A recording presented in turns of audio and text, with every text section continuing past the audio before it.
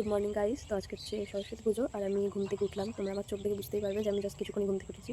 তো ঘুম থেকে উঠে একটু রোদে বসলাম আর এখন স্নান করবো, ফ্রেশ হবো। সরস্বতী পুজো মানে শাড়ি পরে একটু ঘুরতে বেরোনো। তো আমাদের এইবার পুজো দেওয়া হবে না, আমার জেঠু মারা গেছেন, সেই জন্য অনেক আশা করেছিলাম যে কি পুজো করবো, সরস্বতী পুজো। তো যাই হোক, ওটা হবে না আমাদের। তো এখন স্নান করে ফ্রেশ ট্রেশ রেডি হবো। তো এবার তোমাদের সাথে দেখা হচ্ছে রেডি হওয়ার পর।